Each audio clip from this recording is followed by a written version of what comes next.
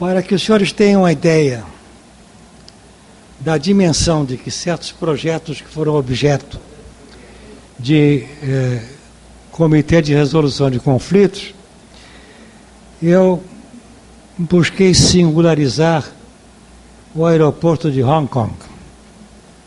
E aí vem então a questão da dimensão do projeto de Hong Kong. Talvez não seja necessário que eu faça a leitura, que apenas lhe dê tempo para que os senhores façam a leitura do que está projetado com a dimensão do projeto do aeroporto de Hong Kong. Talvez possamos fazer então aqui um pequeno hiato de uns 3 a 4 minutos.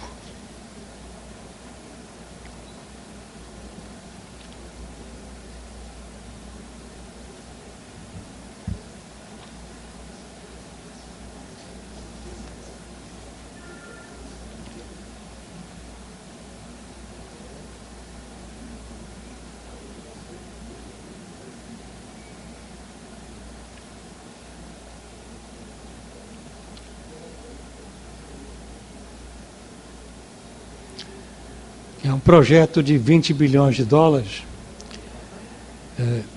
que eu considero um mega projeto, mas talvez na escala da Petrobras de hoje em dia não seja tão mega assim. Sobretudo levando em consideração a refinaria Abreu e Lima.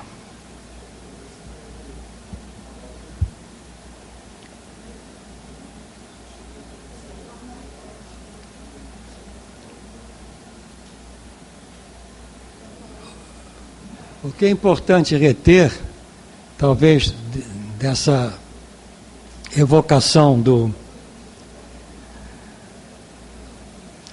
da construção do aeroporto de Hong Kong, é que esses projetos, a jusante, eles geram uma série de subcontratos. E esses subcontratos estão também, embora sejam de hierarquia inferior ao contrato principal, sujeitos a incidências que podem ser resolvidas através do Comitê de Resolução de Conflitos.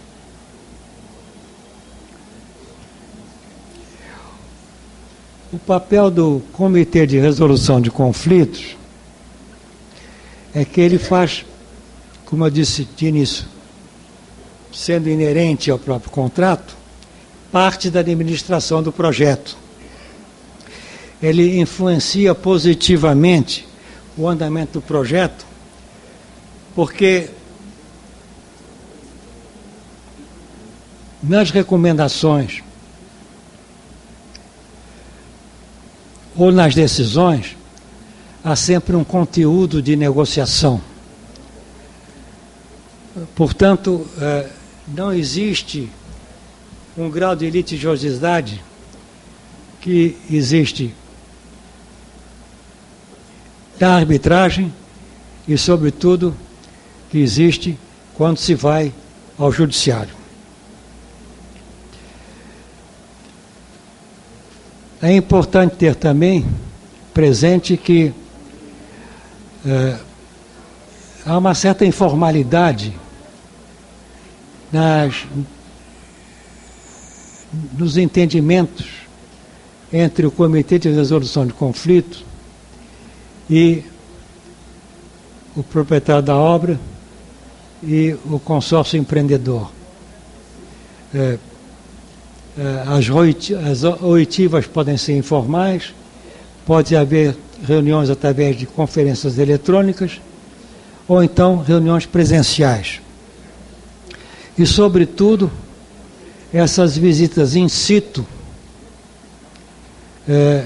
que são visitas, na maioria dos casos, com uma frequência trimestral. No caso do aeroporto de Hong Kong, se realizaram 16 visitas. Uma questão importante a trazer à colação é a questão do custo que esse Comitê de Resolução de Conflitos pode representar no custo total de um projeto de grande envergadura.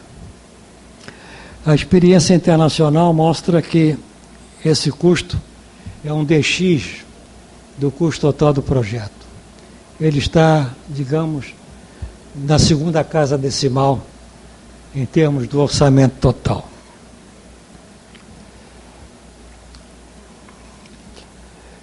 E mais, se com a possibilidade de vários conflitos serem resolvidos através da recomendação ou da decisão, mas se um desses determinados conflitos não é aceito por uma das partes, em termos do que o Conselho de Resolução de Conflitos decidiu, aí pode-se ir à arbitragem. Mas ainda assim, há um ganho de tempo, porque a fase de instrução para resolver este conflito em particular já está praticamente pronta.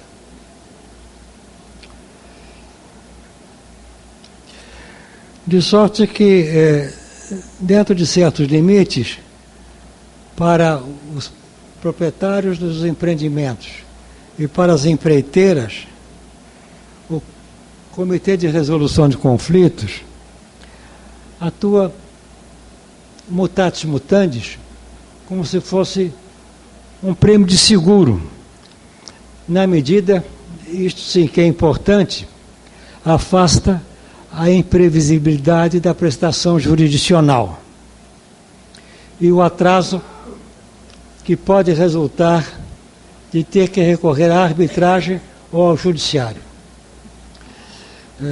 Eu falo em imprevisibilidade da prestação judicial porque, na minha experiência da agora, na arbitragem, eu tenho tido casos em que a requerente da arbitragem adota essa decisão de recorrer à arbitragem porque tem certeza de que ela é detentora do bom direito. E, não obstante, há casos em que a requerida tem o ganho na sentença arbitral. De modo que essa imprevisibilidade jamais é afastada. E, no caso da resolução de comitê na Constituição Civil, esta é que é a ideia de prêmio de seguro. A imprevisibilidade é afastada e o atraso que pode decorrer de ter que se recorrer à arbitragem ou ao judiciário é completamente afastado. E aqui permitam-me talvez introduzir aqui, da qualidade de um engenheiro, de um economista que está falando para engenheiros, perdão,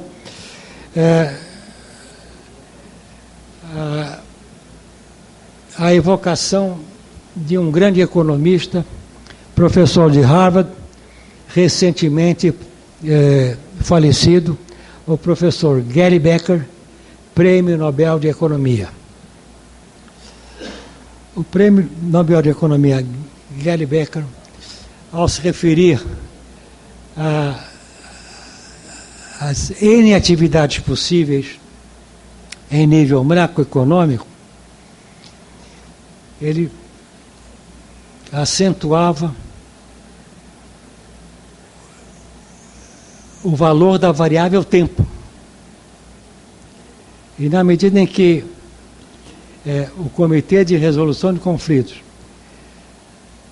afasta a possibilidade de ir à arbitragem ou de recorrer ao judiciário, há evidentemente um ganho de tempo que tem que ser apreciado em valor.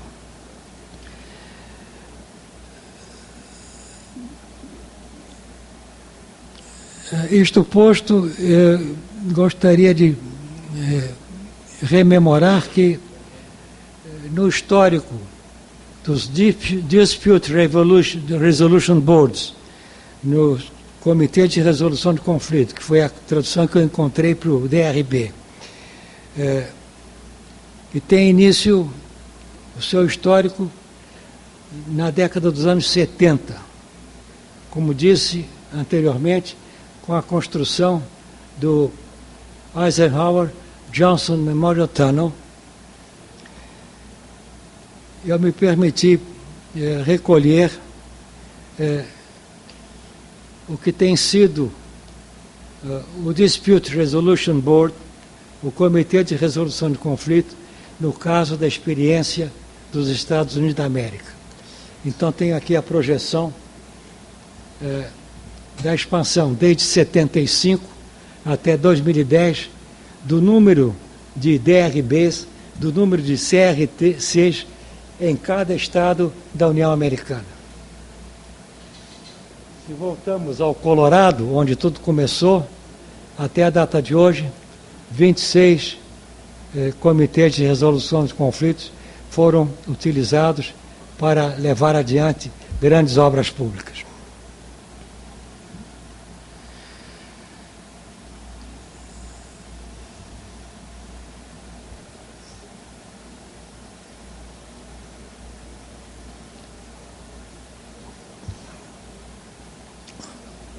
Da expansão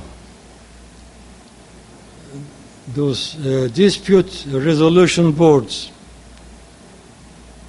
mais uma vez em nosso idioma, Comitê de Resolução de Conflitos,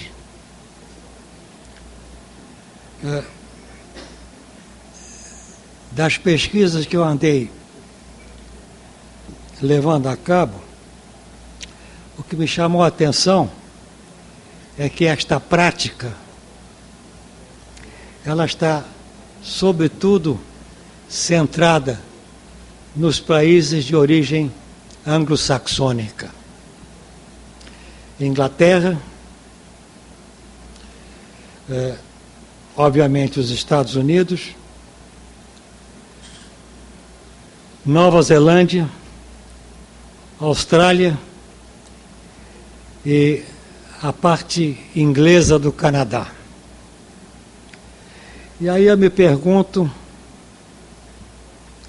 é uma pergunta que eu deixo à consideração dos senhores também, para, se possível, responder, se numa especulação teórica, essa concentração desta prática de acompanhar as grandes obras públicas nos países anglo-saxões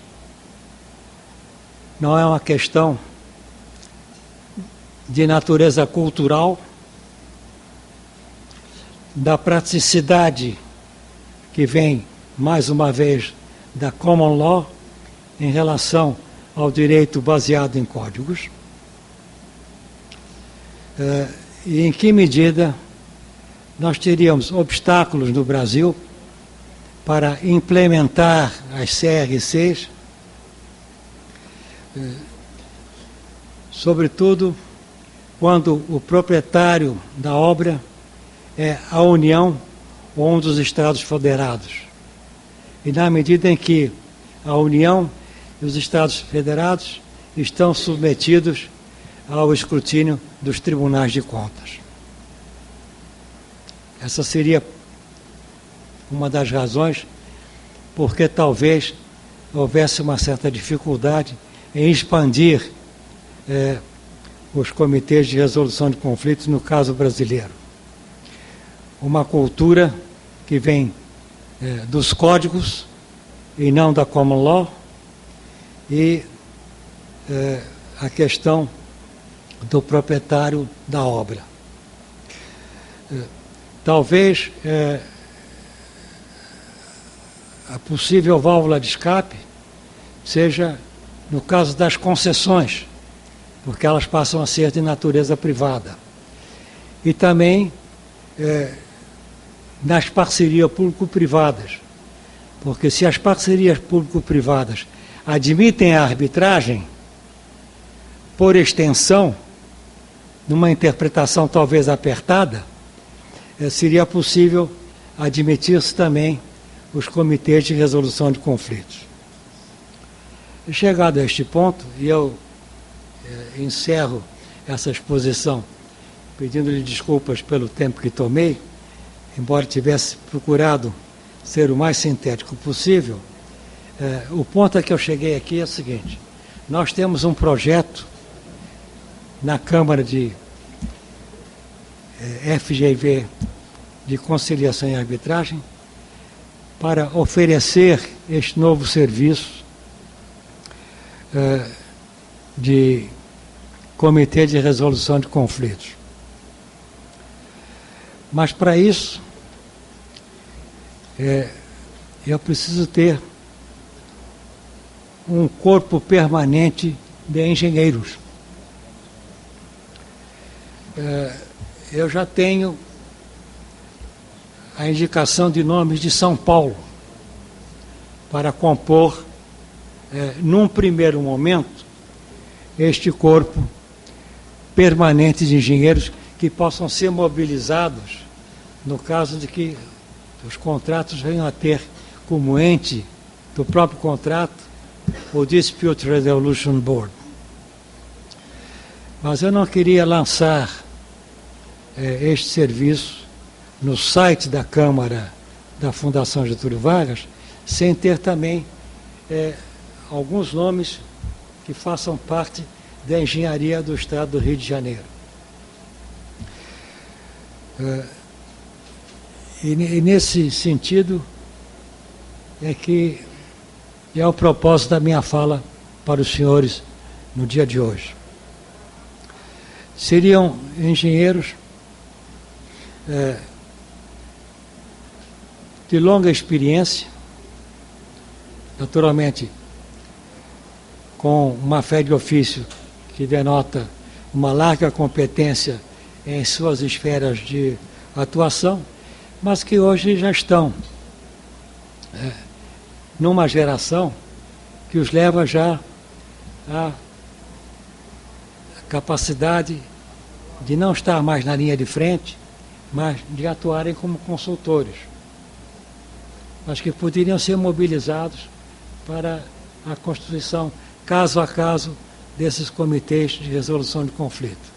De modo que essa minha fala hoje, o sentido dela é vir pedir-lhes a ajuda para constituir esse corpo permanente de engenheiros, né, que formariam, caso a caso, esses comitês de resolução de conflitos e que nos permitiriam colocá-los no site da Câmara FGV de Conciliação e Arbitragem,